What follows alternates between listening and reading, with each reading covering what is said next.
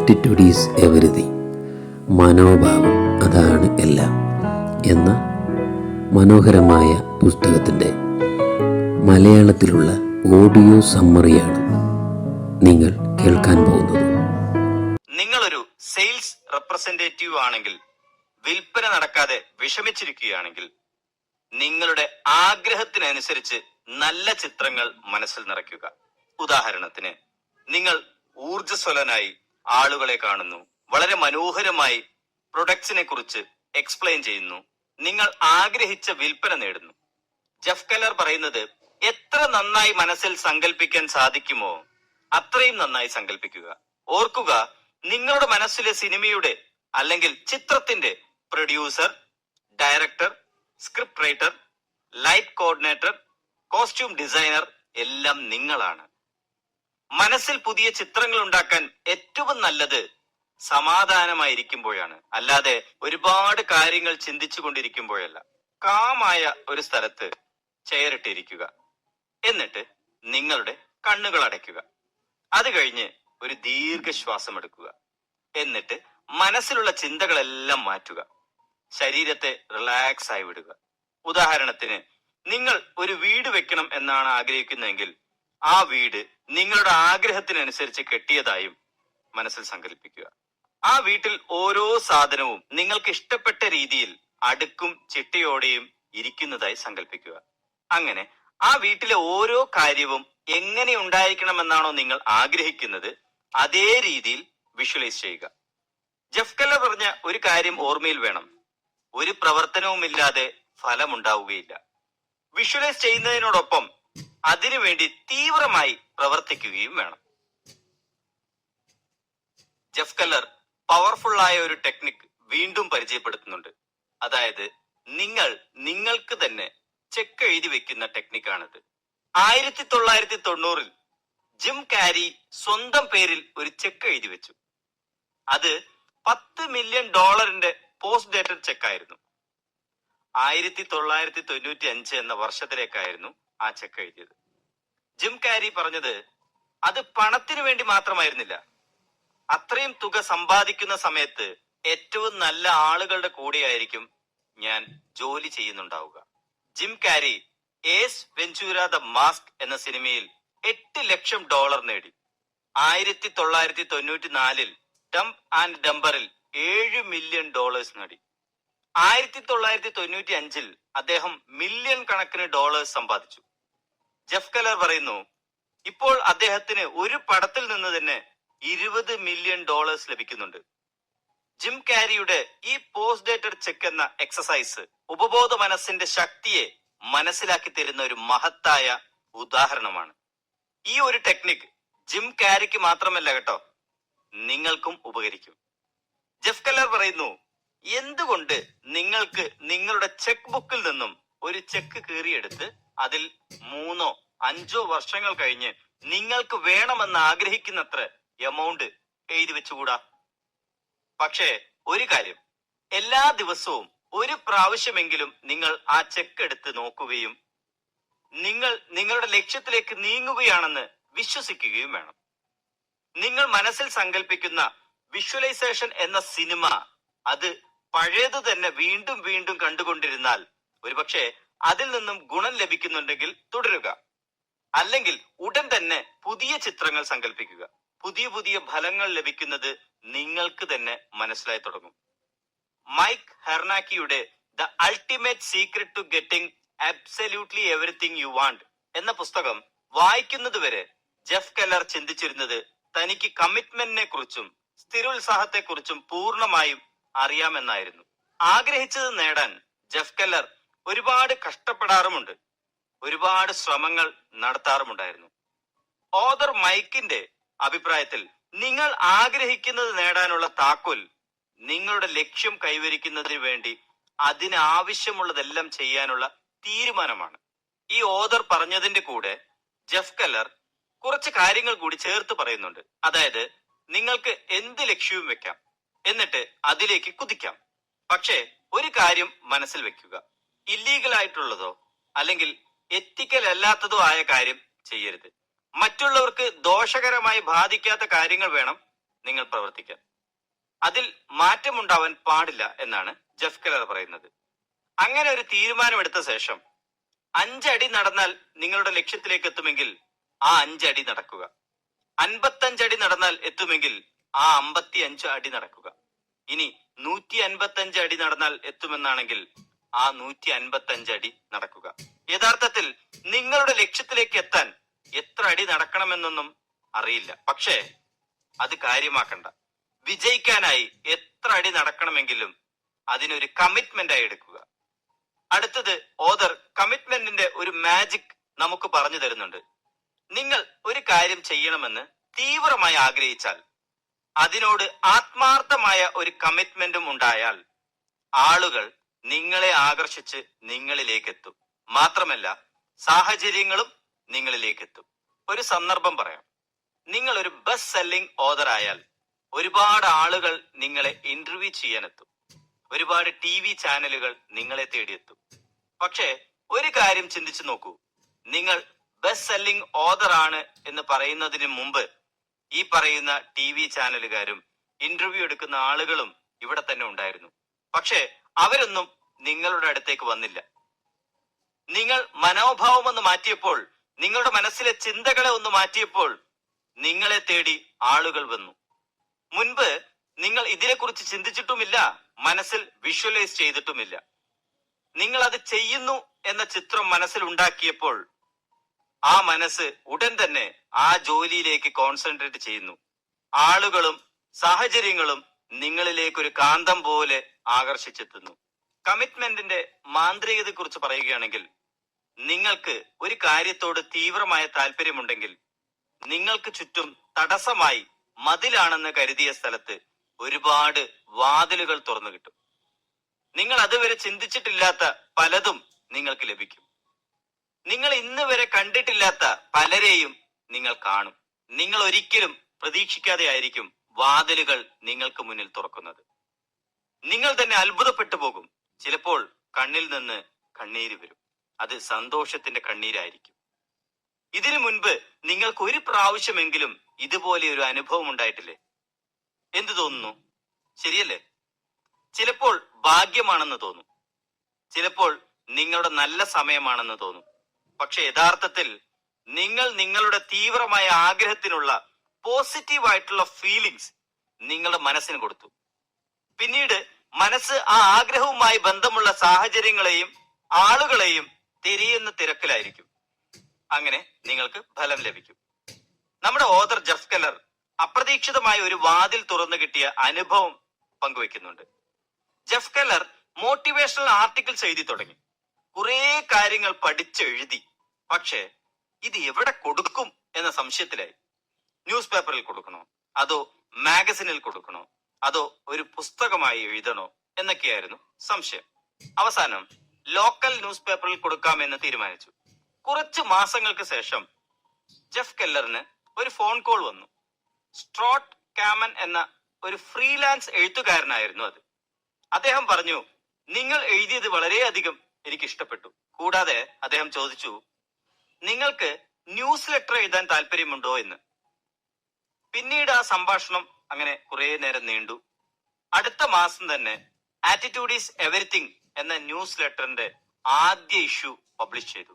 Jeff Keller പറഞ്ഞു വരുന്നത്, ഒരു കാര്യത്തോട് തീവ്രമായി ആഗ്രഹിച്ച് പ്രവർത്തിക്കാൻ തുടങ്ങിയപ്പോഴാണ് എന്റെ ജീവിതത്തിലേക്ക് ആ അപരിചിതൻ കടന്നു വന്നതും എന്റെ സ്വപ്നത്തെ സാക്ഷാത്കരിക്കാൻ സഹായിച്ചത്. ഇതാണ് കമ്മിറ്റ്മെന്റിന്റെ മാജിക് എന്നാണ് ജെഫ് കെല്ലർ പറയുന്നത്. ഇത് നിങ്ങളുടെ ജീവിതത്തിലും സംഭവിക്കും. ജെഫ് കെല്ലർ പ്രത്യേകം ഓർമ്മിപ്പിക്കുന്ന ഒരു കാര്യം, നിങ്ങൾ ആഗ്രഹിച്ച പോലെ കാര്യങ്ങൾ സംഭവിച്ചാലും ജീവിതം നിങ്ങളെ പരീക്ഷിക്കും. തടസ്സങ്ങൾ ഓരോന്നായി വരും. തെറ്റുകൾ സംഭവിക്കും. നിരാശകൾ ഉണ്ടാവും. പ്രതീക്ഷ കൈവിടുന്ന അവസരങ്ങൾ വരെ ഉണ്ടാവും. ചില പ്രശ്നങ്ങൾ കുറച്ച് സീരിയസ് ആകാനും സാധ്യതയുണ്ട്. എന്തിന്, ആ ലക്ഷ്യത്തെ ഒഴിവാക്കിയാലോ എന്ന് പോലും നിങ്ങൾ ചിന്തിച്ചു പോകും. പക്ഷേ അപ്പോഴെല്ലാം നിങ്ങളുടെ മനസ്സിൽ ഒരു കാര്യം മന്ത്രിച്ചു കൊണ്ടേയിരിക്കണം. ഒരു കാരണവശാലും ഞാൻ പിന്മാറില്ല. ഞാൻ ലക്ഷ്യം നേടും. തോറ്റു കൊടുക്കില്ല. എനിക്കറിയാം എങ്ങനെ ഈ പ്രതിസന്ധി മറികടക്കണമെന്ന്. എല്ലാ പ്രശ്നങ്ങൾക്കും പരിഹാരമുണ്ട് എന്ന് ചിന്തിക്കുക. ഒരിക്കലും പിന്മാറില്ല എന്ന ഉറച്ച തീരുമാനവും കമ്മിറ്റ്മെന്റും കാരണം ഡേവിഡ് ബാൽഡാക്കി എന്ന എഴുത്തുകാരനിലും ജെറി ഗ്ലാഡ്സ്റ്റൺ എന്ന വ്യക്തിയിലും മാറ്റമുണ്ടായ ഒരു അനുഭവം ജെഫ് കെല്ലർ പങ്കുവെക്കുന്നുണ്ട്. ഡേവിഡ് ബാൽഡാക്കിയുടെ എഫോർട്സ് അനേകം തവണ റിജക്ട് ചെയ്തിട്ടുണ്ട്. അദ്ദേഹത്തിന് എഴുതാൻ സമയം ലഭിക്കാത്തത് കൊണ്ട് രാത്രി 10 മണി മുതൽ പുലർച്ചെ 2 മണി വരെ എഴുതാനായി തിരഞ്ഞെടുത്തു. ആളുകൾ റിജക്ട് ചെയ്യുന്നുണ്ടെങ്കിലും ഡേവിഡ് ബാൽഡാക്കി റിജക്ട് ചെയ്യുന്നതൊന്നും കാര്യമാക്കിയെടുത്തില്ല. പിന്നീട് എന്ത് സംഭവിച്ചു? ബെസ്റ്റ് സെല്ലിംഗ് പുസ്തകങ്ങളുടെ ഓഥറായി അദ്ദേഹം മാറി. ജെറിയുടെ റിക്വസ്റ്റ് ഡിസ്നി ഒരുപാട് തവണ തള്ളിക്കളഞ്ഞു. പലതവണ നിരസിച്ചിട്ടും തളരാതെ പ്രവർത്തിച്ചത് കൊണ്ടാണ് ഡിസ്നിയുടെ പെർമിഷൻ അദ്ദേഹത്തിന് കിട്ടിയത്. ജെറി ഇപ്പോൾ 10 വർഷമായി ഡിസ്നിയുടെ ഭാഗമായി ബിസിനസ് നടത്തുന്നു. ജെറിയോട് നിങ്ങൾ ഇത് എങ്ങനെ സാധിച്ചെടുത്തു എന്ന് ചോദിച്ചാൽ ജെറി പറയും, ആറ്റിറ്റ്യൂഡ് ഈസ് എവരിത്തിങ് എന്ന്.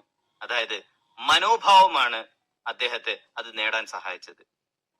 ബെഞ്ചമിൻ റോൾ എന്നയാൾ 67-ാമത്തെ വയസ്സിൽ കാലിഫോർണിയയിലെ ബാർ എക്സാമിനേഷൻ എഴുതാൻ തയ്യാറായി. ആദ്യ ശ്രമത്തിൽ തോറ്റു, രണ്ടാമതും തോറ്റു, മൂന്നാമതും തോറ്റു, നാലാമതും തോറ്റു. അങ്ങനെ തുടർന്ന് 9, 10, 11, 12 തോറ്റു, 13-ാമതും തോറ്റു. ഒരു വർഷം 2 പ്രാവശ്യം മാത്രമേ ചാൻസ് ഉള്ളൂ എന്നുകൂടി നിങ്ങൾ മനസ്സിലാക്കണം. ബെഞ്ചമിൻ റോളിന് 73 വയസ്സായി. കൂടുതലും ആളുകൾ നിർത്തിപ്പോകും, പക്ഷേ ബെഞ്ചമിൻ റോൾ അത് ചെയ്തില്ല. അദ്ദേഹം 14-ാമത്തെ തവണ പരീക്ഷ എഴുതി പാസ്സാവുകയും ചെയ്തു. 74-ാമത്തെ വയസ്സിലും വിജയിക്കാൻ കാരണം അതും 13 തവണ തോറ്റു എന്ന് ഓർക്കണം. അദ്ദേഹത്തിന്റെ വിജയത്തിന് കാരണം ഒരു കാര്യം നേടിയെടുക്കാനുള്ള തീവ്രമായ ആഗ്രഹവും ഉറച്ച വിശ്വാസവും പിന്മാറില്ല എന്ന തീരുമാനവുമാണ്. ജെഫ് കെല്ലർ പറയുന്നു, നിങ്ങൾക്ക് എന്തെങ്കിലും ലക്ഷ്യങ്ങൾ ഉണ്ടെങ്കിൽ ചില ചോദ്യങ്ങൾ സ്വയം ചോദിക്കുക. ഈ ലക്ഷ്യം നേടുന്നതിന് ആവശ്യമായതെല്ലാം ചെയ്യാൻ ഞാൻ തയ്യാറാണോ എന്ന്. നിങ്ങളുടെ ഉത്തരം ചെയ്യണം എന്നാണെങ്കിൽ അത് അലസമായ ഉത്തരമാണ്. നിങ്ങൾക്ക് കമ്മിറ്റ്മെന്റ് ഇല്ല എന്നത് ഉറപ്പാണ്. ഒരു ഉദാഹരണം പറഞ്ഞാൽ, ചില ആളുകൾ പറയാറുണ്ട്, ഞാൻ ഒരു ബിസിനസ് തുടങ്ങിയിട്ടുണ്ട്, എങ്ങനെയെങ്കിലും ഒരു 6 മാസം ചെയ്ത് നോക്കട്ടെ, അത് കഴിഞ്ഞാൽ അത് ഞാൻ നിർത്തും. ഇതൊരു ശരിയായ മനോഭാവമല്ല. ഇങ്ങനെയുള്ള ചിന്തകൾ കൊണ്ട് ആ ബിസിനസിനെ വിജയിപ്പിക്കാനും കഴിയില്ല. മുൻപ് സൂചിപ്പിച്ച പോലെ ഡേവിഡ് ബാൽഡാക്കി 1-2 പുസ്തകങ്ങൾ എഴുതി നിർത്തിയാലുള്ള അവസ്ഥ നിങ്ങളൊന്ന് ചിന്തിച്ചു നോക്കൂ. അതുപോലെ ബാർ എക്സാമിനേഷൻ എഴുതിയ ബെഞ്ചമിൻ റോൾ 8 അല്ലെങ്കിൽ 10 പരീക്ഷ എഴുതി നിർത്താൻ തീരുമാനിച്ചിട്ടുണ്ടെങ്കിൽ 14-ാമത്തെ പ്രാവശ്യം അദ്ദേഹം വിജയിച്ചിട്ടുണ്ടാകില്ല.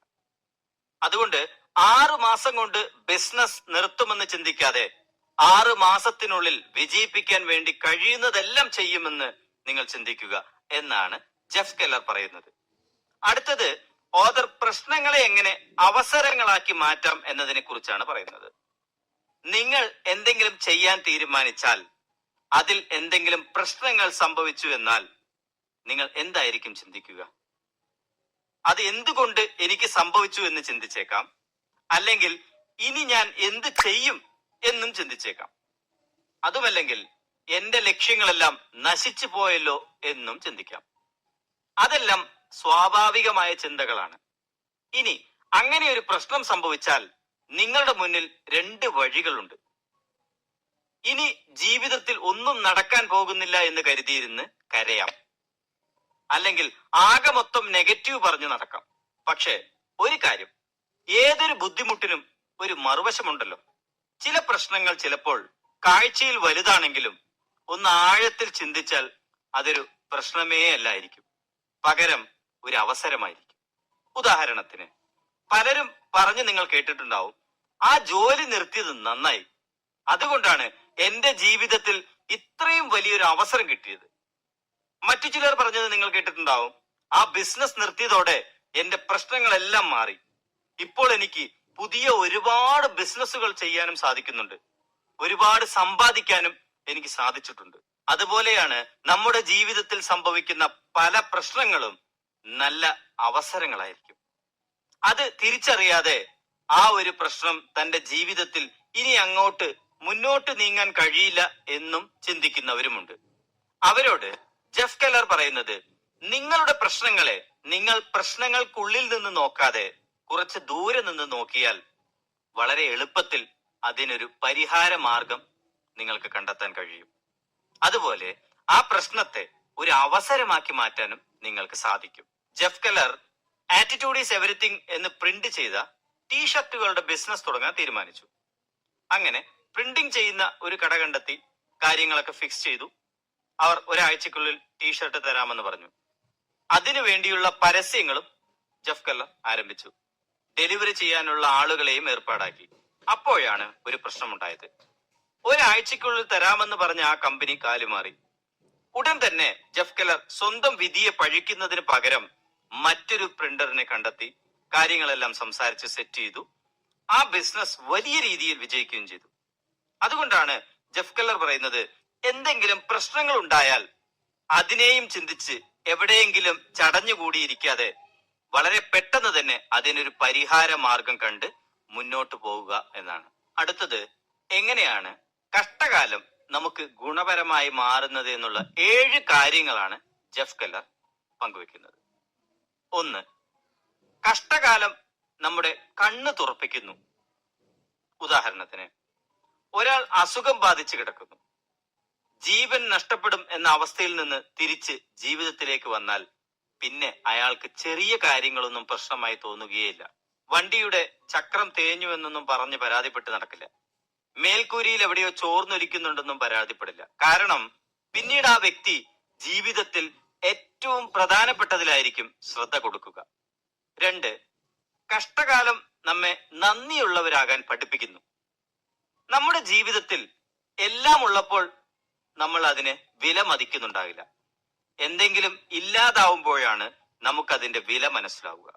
കണ്ണുള്ളപ്പോൾ കണ്ണിന്റെ വില അറിയില്ല എന്ന് പറയുന്നത് പോലെ. 3. കഷ്ടകാലം നമ്മുടെ മറഞ്ഞിരിക്കുന്ന സാധ്യതകളെ പുറത്തു കൊണ്ടുവരുന്നു.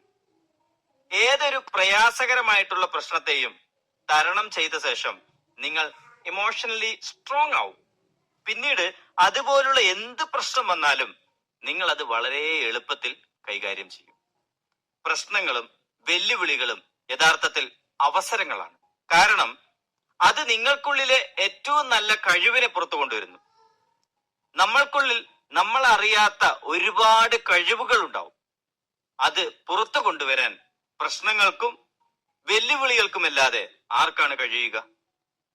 4. മാറ്റങ്ങൾ വരുത്താനും നടപടികൾ എടുക്കാനും കഷ്ടകാലം നമ്മെ സഹായിക്കും. മിക്ക ആളുകളും എന്തെങ്കിലും പ്രശ്നങ്ങൾ ഉണ്ടായാൽ ആ പഴയ ജീവിത രീതിയിൽ തന്നെ പിടിച്ചു നിൽക്കാറാണ് ഉള്ളത്. പ്രശ്നങ്ങൾ ഒരു പരമ്പര പോലെ തന്നെ അവർക്ക് ഉണ്ടായിക്കൊണ്ടേയിരിക്കും. അതിനെ ഓരോന്നും തിരിച്ചറിഞ്ഞ് മാറ്റങ്ങൾ വരുത്തിയാൽ അവരുടെ ജീവിതത്തിൽ വൻ മാറ്റങ്ങൾക്ക് തന്നെ ഒരു കാരണമാകും. 5. കഷ്ടപ്പാടുകൾ നമ്മെ വിലപ്പെട്ട പാഠങ്ങൾ പഠിപ്പിക്കുന്നു. ചില ആളുകൾ അവരുടെ ബിസിനസ് പരാജയപ്പെട്ടാൽ അതിൽ നിന്നും പാഠം ഉൾക്കൊണ്ടുകൊണ്ട് അടുത്ത സംരംഭം വൻ വിജയമാക്കി മാറ്റാറുമുണ്ട്. 6. കഷ്ടപ്പാടുകൾ നിങ്ങൾക്കൊരു പുതിയ വാതിൽ തുറക്കുന്നു. ചിലത് നഷ്ടപ്പെടുമ്പോൾ മറ്റു ചിലത് നിങ്ങൾക്ക് ലഭിക്കുന്നു. അതായത് നിങ്ങൾക്ക് മുന്നിൽ പുതിയ വാതിലുകൾ എപ്പോഴും തുറന്നുകൊണ്ടേയിരിക്കും. 7.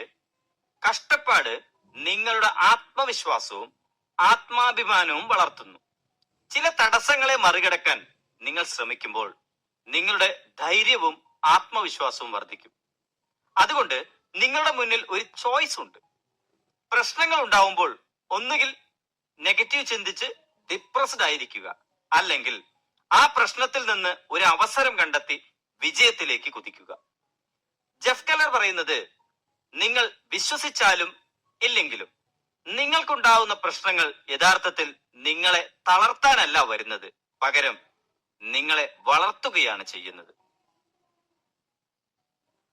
നിങ്ങൾക്കറിയാമോ, നിങ്ങളുടെ വാക്കുകൾക്ക് അത്ഭുതകരമായ ശക്തിയുണ്ട്. നിങ്ങൾക്ക് നല്ലൊരു ഭാവി ഉണ്ടാക്കാനും കഴിയും. നിങ്ങൾക്ക് കിട്ടേണ്ട നല്ല അവസരങ്ങളെ നശിപ്പിക്കാനും കഴിയും. വാക്കുകൾ കൊണ്ട് നിങ്ങൾക്ക് ജീവിതത്തെ മാറ്റാൻ സാധിക്കുമെന്നതിൽ നിങ്ങൾക്ക് സംശയമുണ്ടോ? ജെഫ് കെല്ലർ പറയുന്നു, ചിന്തകളാണ് വാക്കുകളാവുന്നത്, വാക്കുകളാണ് വിശ്വാസങ്ങളാവുന്നതും. വിശ്വാസങ്ങളാണ് പ്രവൃത്തികളാവുന്നതും. പ്രവൃത്തികളാണ് ഫലങ്ങളാവുന്നതും. ജെഫ് കെല്ലർ ഒരു ഉദാഹരണം പറയുന്നുണ്ട്. ടോം എന്ന വ്യക്തി എപ്പോഴും മനസ്സിൽ ചിന്തിക്കുകയാണ്, ഞാൻ ബിസിനസ്സിന് പറ്റിയ ആളല്ല എന്ന്. പക്ഷേ ടോം ഇത് ഒരു പ്രാവശ്യമല്ല ചിന്തിക്കുന്നത്, എപ്പോഴും ചിന്തിച്ചുകൊണ്ടേയിരിക്കും. പിന്നീട് ഇങ്ങനെ ചിന്തിച്ച് ടോം അതിനെ വാക്കുകളാക്കി മാറ്റി. കൂട്ടുകാരോടും കുടുംബക്കാരോടും കൂടെ ജോലി ചെയ്യുന്നവരോടും ഇതിനെക്കുറിച്ച് പറയുന്നു. ഞാൻ ഒരിക്കലും നല്ലൊരു ബിസിനസ്സുകാരനല്ല, എനിക്ക് നല്ലൊരു ബിസിനസ്സുകാരനാകാനും കഴിയില്ല. എനിക്ക് ആളുകളെ വിളിക്കുന്നതും നേരിട്ട് പോയി കാണുന്നതും ഇഷ്ടമേ അല്ല. മറ്റുള്ളവരോട് സംസാരിക്കുമ്പോൾ ടോം ഈ വാക്കുകൾ വീണ്ടും വീണ്ടും ഉപയോഗിച്ചുകൊണ്ടേയിരുന്നു. പിന്നീട് ടോമിന് അതൊരു വിശ്വാസമായി മാറി. ടോം വിചാരിച്ചു, ഈ ബിസിനസ്സിൽ ഞാൻ ഇനി വിജയിക്കുകയില്ല എന്ന്. ആ വിശ്വാസം ടോമിന്റെ ഉപബോധ മനസ്സിൽ ഉറച്ചുപോയി. പിന്നീട് ആ ഒരു വിശ്വാസം കാരണം ടോം ബിസിനസ്സിന് വേണ്ടി ഒന്നും ചെയ്തില്ല. പിന്നീട് അങ്ങോട്ട് മനസ്സോടെയാണ് ബിസിനസ് ചെയ്തത്. അതായത് പ്രൊഡക്റ്റ് വാങ്ങണം എന്ന് തോന്നുന്ന ആൾക്ക് പോലും വാങ്ങണ്ട എന്ന് തോന്നിപ്പോകും. ഇനി എന്താണ് സംഭവിച്ചിരിക്കുക എന്നുള്ളത് പ്രത്യേകിച്ച് എടുത്തു പറയേണ്ട ആവശ്യമില്ലല്ലോ. എന്ത് സംഭവിക്കാൻ? റിസൾട്ട് കിട്ടിയില്ല, അത്ര തന്നെ. ഈ സാഹചര്യം ടോം സൃഷ്ടിച്ചത് ടോം വീണ്ടും വീണ്ടും നെഗറ്റീവ് ചിന്തിച്ച് ആവർത്തിച്ച് നെഗറ്റീവായ വാക്കുകൾ പറഞ്ഞു, എന്നിട്ട് നെഗറ്റീവായ വിശ്വാസങ്ങൾ ഉണ്ടാക്കി. പിന്നീട് കൂടുതൽ നെഗറ്റീവ് ഫലങ്ങൾ ഉണ്ടായി. അത് ടോമിന്റെ ജീവിതത്തിൽ ഒരു സൈക്കിൾ പോലെ കറങ്ങിക്കൊണ്ടേയിരുന്നു. ഈ സാഹചര്യം മാറ്റാനും ടോമിന് കഴിയുമായിരുന്നു. പോസിറ്റീവ് ചിന്തിച്ച്, പോസിറ്റീവായ വാക്കുകൾ ഉപയോഗിച്ച്, പോസിറ്റീവായ കാര്യങ്ങൾ വിശ്വസിച്ച്, കൺസിസ്റ്റന്റ് ആയി പ്രവർത്തിച്ച് ശ്രദ്ധേയമായ റിസൾട്ടും ഉണ്ടാക്കാമായിരുന്നു. ഇതിൽ നിന്നും നിങ്ങൾക്ക് എന്താണ് മനസ്സിലായത്? ഏതൊരു കാര്യത്തെയും ചിന്തകളിലൂടെ മാറ്റാൻ കഴിയുമെന്ന് വിശ്വാസമായില്ലേ? അടുത്തത്, ആരോടൊക്കെ എന്തൊക്കെ പറയണം അല്ലെങ്കിൽ പറയാതിരിക്കണം എന്നതിനെ കുറിച്ചാണ് ജെഫ് കെല്ലർ പറയുന്നത്. മറ്റുള്ളവരോട് നിങ്ങളുടെ ലക്ഷ്യത്തെക്കുറിച്ച് പറഞ്ഞാൽ അവർ നിങ്ങളെ നോക്കി ചിരിക്കും എന്നൊരു ഭയം നിങ്ങൾക്ക് തോന്നാം. അല്ലെങ്കിൽ അവർ നിങ്ങളെ അഹങ്കാരി എന്ന് വിളിക്കുമെന്നും നിങ്ങൾക്ക് തോന്നാം. ആദ്യം നിങ്ങൾ നിങ്ങളോട് തന്നെ കൂടുതലായി പോസിറ്റീവ് സെൽഫ് ടോക്ക് പറയുക. അത് നിങ്ങൾക്ക് എത്ര പറയാൻ കഴിയുന്നുവോ അത്രയും പ്രാവശ്യം പറയുക. നിങ്ങളുടെ കാഴ്ചപ്പാടിൽ നിങ്ങൾ മെച്ചപ്പെട്ടയാളാണ്. നിങ്ങൾ നിങ്ങളോട് തന്നെ സംസാരിക്കുന്നത് കൊണ്ട് മറ്റുള്ളവർ എന്ത് പറഞ്ഞാലും നിങ്ങളെ തളർത്താനാകില്ല.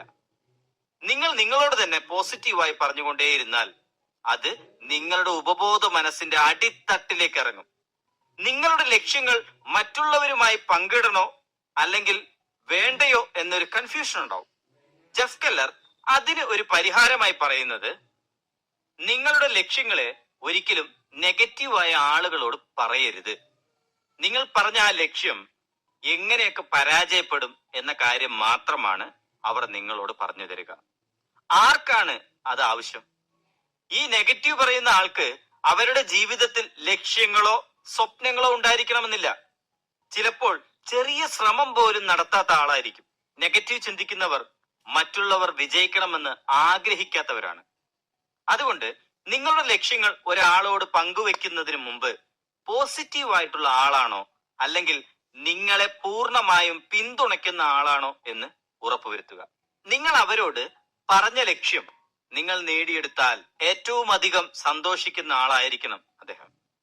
ചിലപ്പോൾ ഇങ്ങനെയുള്ള ഒരാൾ നിങ്ങളുടെ കുടുംബത്തിലോ സുഹൃത്തുക്കൾക്കിടയിലോ കൂടെ ജോലി ചെയ്യുന്ന ആളുകൾക്കിടയിലോ കാണാൻ സാധ്യതയുണ്ട്. അവരെ തിരിച്ചറിയുക, അവരോട് മാത്രം പങ്കുവെക്കുക.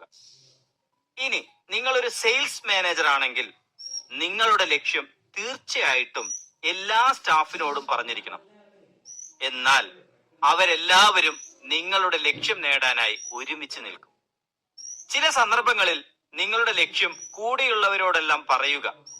അപ്പോൾ നമുക്ക് ആ കാര്യം ചെയ്യാനുള്ള ഉത്തരവാദിത്തം കൂടും.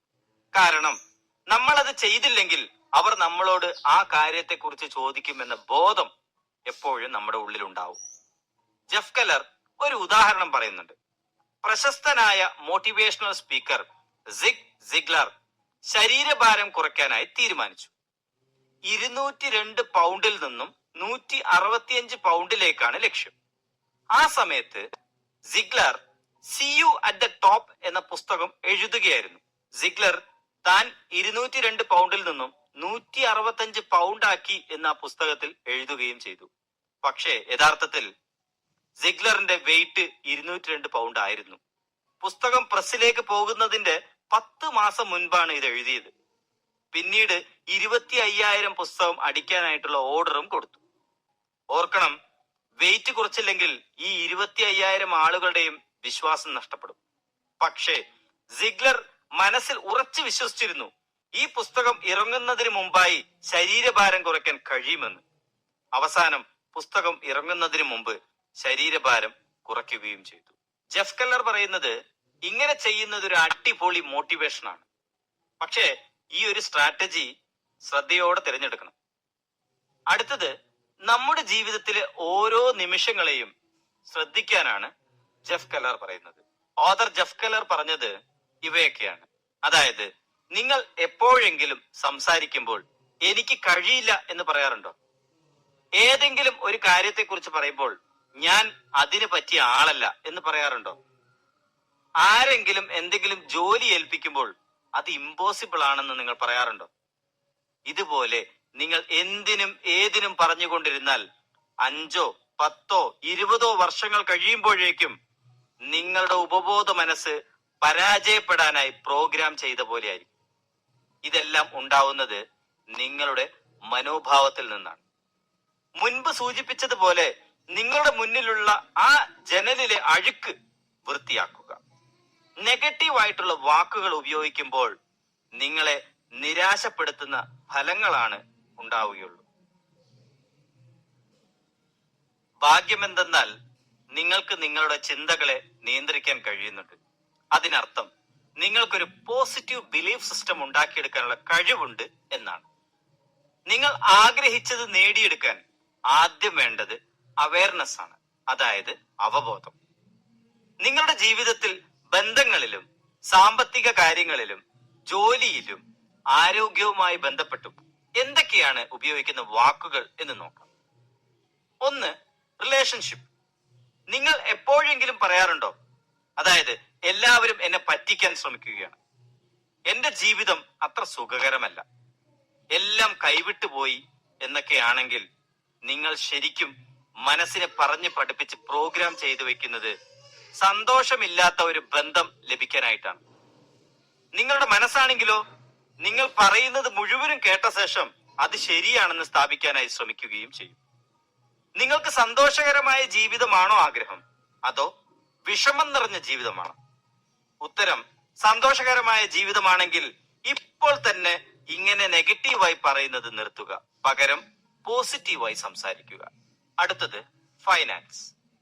നിങ്ങളുടെ ഇപ്പോഴുള്ള സാമ്പത്തിക സാഹചര്യങ്ങളെ കുറിച്ചോ ഭാവിയെക്കുറിച്ചോ നിങ്ങൾ എന്താണ് പറയാറുള്ളത്?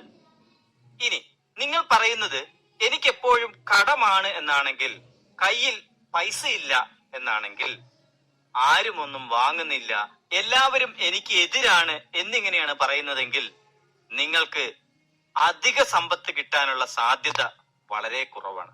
ഇത്തരത്തിലുള്ള സംസാരങ്ങൾ ആദ്യം തന്നെ ഒഴിവാക്കണം. സമ്പത്തുണ്ടാക്കിയ ആരും തന്നെ ദാരിദ്ര്യത്തെ കുറിച്ച് വിലപിച്ചുകൊണ്ടിരിക്കില്ല. എപ്പോഴും സമ്പത്ത് കുറവാണ് എന്ന് പറയുന്ന ഒരാൾക്ക് അധിക സമ്പത്ത് ഉണ്ടാകാനുള്ള സാധ്യതയും കുറവാണ്. അടുത്തത് കരിയർ.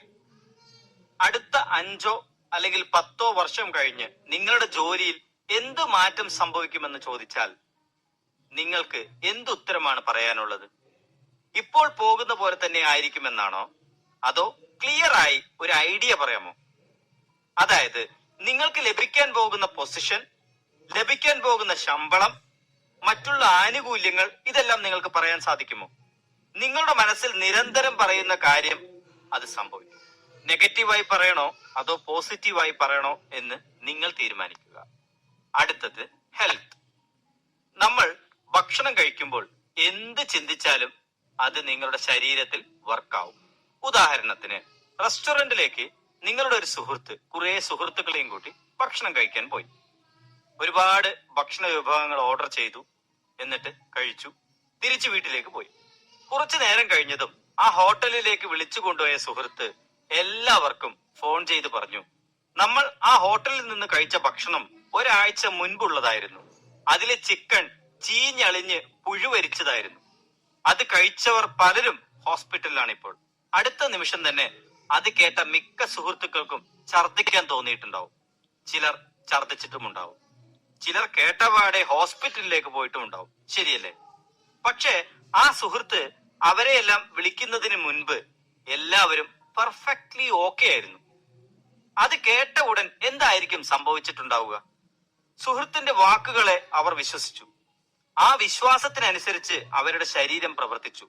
ഈ ഒരു ഉദാഹരണം കേട്ടപ്പോൾ നിങ്ങൾക്ക് മനസ്സിലായില്ലേ നിങ്ങളുടെ ചിന്തകളുടെയും വാക്കുകളുടെയും ശക്തി? അതുകൊണ്ട് ഇനി എന്തെങ്കിലും പറയുന്നതിന് മുമ്പ് ചിന്തിക്കണം. ശ്രദ്ധിക്കുക, നിങ്ങൾ മനോഹരമായ പാതയിലാണ് പോകുന്നത്. ഇതുപോലുള്ള ചിന്തകളും വാക്കുകളും കൊണ്ട് ദിശ മാറ്റാൻ ശ്രമിക്കരുത്. നിങ്ങളോട് ആരെങ്കിലും സുഖമാണോ എന്നോ എങ്ങനെ പോകുന്നു എന്നോ ചോദിച്ചാൽ നിങ്ങൾ എങ്ങനെയായിരിക്കും മറുപടി പറയുക? കാരണം ഇത്തരം ചോദ്യങ്ങൾ ഒരുപാട് തവണ നിങ്ങൾ ഓരോ ദിവസവും കേൾക്കാറുള്ളതാണ്. നിങ്ങൾ ഒരു പക്ഷേ വളരെ ചുരുങ്ങിയ വാക്കുകളിലായിരിക്കും ഉത്തരം പറയുക. പക്ഷേ ആ വാക്കുകളിൽ നിന്ന് ശരിക്കും നിങ്ങളെക്കുറിച്ചും നിങ്ങളുടെ മനോഭാവത്തെക്കുറിച്ചും മറ്റുള്ളവർക്ക് എളുപ്പത്തിൽ മനസ്സിലാക്കാൻ സാധിക്കും. ജെഫ് കെല്ലർ പറയുന്നു, ഹൗ ആർ യു എന്ന് ചോദിക്കുമ്പോൾ ആളുകൾ പൊതുവെ 3 തരത്തിലായിരിക്കും ഉത്തരം പറയുക. ഒന്ന്, നെഗറ്റീവ് റെസ്പോൺസസ്. നെഗറ്റീവായി മറുപടി പറയുന്ന ആളുകൾ കൂടുതലും ഉപയോഗിക്കുന്ന വാക്കുകളിൽ ചിലത് നോക്കാം. അവരോട് സുഖമാണോ എന്ന് ചോദിച്ചാൽ ദാരിദ്ര്യം തന്നെ, കഷ്ടപ്പാട് തന്നെ, ഭീകരം തന്നെ, ഞാൻ ക്ഷീണിതനാണ്, ഇതെന്റെ ദിവസമല്ല, എന്നോടൊന്നും ദയവ് ചെയ്ത് ചോദിക്കരുത് എന്നൊക്കെ ആയിരിക്കും. അത് മാത്രമല്ല, എന്നോടൊന്നും ചോദിക്കണ്ട എന്ന് പറഞ്ഞയാളോട് നിങ്ങൾ വീണ്ടും ചോദിച്ചാൽ അവരുടെ പ്രശ്നങ്ങൾ മുഴുവനും നിങ്ങളുടെ തലയിലേക്ക് കൊട്ടും. എന്നിട്ട് ക്ഷമയും ചോദിക്കും. അപ്പോഴേക്കും നിങ്ങളുടെ ഒരു ദിവസം നഷ്ടപ്പെടാനുള്ള അവസ്ഥയിലായിട്ടും ഉണ്ടാവും. അടുത്തത് മീഡിയോക്രെ റെസ്പോൺസ് ആണ്. ഇവർ ഇടത്തരമാണ്. അവർ കൂടുതലും അങ്ങോട്ടുമില്ല ഇങ്ങോട്ടുമില്ല എന്ന രീതിയിലായിരിക്കും. അവർ പറയും, ആ ഓക്കെ ആണ്, കുഴപ്പമില്ല, മോശത്തിലേക്കാണ് പോക്ക്, പഴയ പോലെ തന്നെ പിടിച്ചു തൂങ്ങി നിൽക്കുന്നു എന്നൊക്കെ പറയും. ഇങ്ങനെയുള്ള ആളുകളുമായി നിങ്ങൾക്ക് കൂട്ടുകൂടാൻ താല്പര്യമുണ്ടോ? ഇടത്തരം വാക്കുകൾ ഉപയോഗിക്കുന്ന ആളുകൾ ശരാശരി മനോഭാവമുള്ളവരായിരിക്കും. മിക്കവാറും ഉയർന്ന ചിന്താഗതിയുള്ള നിങ്ങൾക്ക് ഇത്തരം ആളുകളെ ആവശ്യമില്ല എന്നാണ് ഓഥർ ജെഫ് കെല്ലർ പറയുന്നത്. അടുത്തത് പോസിറ്റീവ് റെസ്പോൺസ് ആണ്. അവർ ഊർജ്ജസ്വലരാണ്. അവരോട് സുഖമാണോ, എങ്ങനെ പോകുന്നു എന്ന് ചോദിച്ചാൽ കിടിലൻ മറുപടിയായിരിക്കും കിട്ടുന്നത്. അത് കേൾക്കുന്നയാൾ തളർന്നിരുന്നാൽ പോലും ഉഷാറാകും. അവരോട് ചോദിച്ചാൽ അവർ പറയും, അടിപൊളിയായി പോകുന്നു, I am good, going great, fantastic, excellent, super എന്നൊക്കെ പറയും. ഒരു കാര്യം ചോദിച്ചോട്ടെ, നിങ്ങൾ 3 തരം ആളുകളുടെ മറുപടികൾ കേട്ടില്ലേ? ഏത് മറുപടിയാണ്, അല്ലെങ്കിൽ ഏത് മറുപടി കേട്ടപ്പോഴാണ് നിങ്ങൾക്ക് സന്തോഷം തോന്നിയത്? അതുപോലെ തന്നെ എല്ലാ ആളുകളും നമ്മുടെ മറുപടി കേട്ടാൽ നമ്മുടെ മനോഭാവത്തെ വിലയിരുത്തും. ജെഫ് കെല്ലർ ചോദിക്കുന്നത്, നിങ്ങൾ ഏത് കാറ്റഗറിയിലേക്ക് മാറാനാണ് ഇഷ്ടപ്പെടുന്നത്? നെഗറ്റീവ് റെസ്പോൺസ് ആണോ, മീഡിയോക്രെ റെസ്പോൺസ് ആണോ, അതോ പോസിറ്റീവ് റെസ്പോൺസ് ആണോ? നിങ്ങൾ നിലവിൽ സംസാരിക്കുമ്പോൾ ഉപയോഗിക്കുന്നത് കൂടുതലും നെഗറ്റീവായ വാക്കുകളാണെങ്കിൽ അത് മാറ്റണമെന്ന ആഗ്രഹമുണ്ടെങ്കിൽ ഉടൻ തന്നെ മാറ്റൂ. പുതിയ ഒരു ശീലം ഉണ്ടാക്കുക എന്നാണ് ജെഫ് കെല്ലർ പറയുന്നത്. നിങ്ങൾ പ്രതീക്ഷിച്ചത് നിങ്ങളുടെ ജീവിതത്തിൽ നടക്കും. അതിന് കാരണം നിങ്ങളുടെ ചിന്തകളും വാക്കുകളും പ്രവർത്തികളുമാണ്. നല്ലത് മാത്രം നടക്കണമെന്ന് ആഗ്രഹിച്ച ശേഷം പറയുന്ന വാക്കുകൾ മുഴുവനും നെഗറ്റീവ് ആണെങ്കിൽ പിന്നെ എങ്ങനെ ആഗ്രഹിച്ചത് നടക്കും? ജീവിതം നല്ല ഉഷാറായി പോകുന്നു, അടിപൊളി, മനോഹരമായ ജീവിതം ആസ്വദിക്കാൻ കഴിയുന്നുണ്ട് എന്നൊക്കെ പറയണോ? അതോ ദുരിതമാണ്, എന്നും പ്രശ്നങ്ങളാണ്, നാശം പിടിച്ചൊരു ജീവിതം എന്ന് പറയണം? ഇതിൽ പോസിറ്റീവ് അല്ലെങ്കിൽ നെഗറ്റീവ് വാക്കുകൾ ഏത് പറഞ്ഞാലും അതുപോലെ തന്നെയായിരിക്കും നിങ്ങളിലേക്ക് വരുന്ന ആളുകളും സാഹചര്യങ്ങളും. നല്ല വാക്കുകൾ പറയാനും ചിന്തിക്കാനും പ്രത്യേകിച്ച് കഴിവുകളൊന്നും തന്നെ വേണ്ട. നിങ്ങൾക്ക് നല്ലൊരു മനോഭാവം ഉണ്ടായാൽ മതിയാവും. കാരണം മനോഭാവമാണ് എല്ലാത്തിനും കാരണം. എല്ലാവരും ചാനൽ സബ്സ്ക്രൈബ് ചെയ്യുക. വീഡിയോ ഇഷ്ടമായെങ്കിൽ ലൈക്ക് ചെയ്യുക, കമൻറ്റ് ചെയ്യുക, ഷെയർ ചെയ്യുക. അടുത്ത ഭാഗം ഉടൻ ഉണ്ടായിരുന്നതാണ്. താങ്ക്സ്.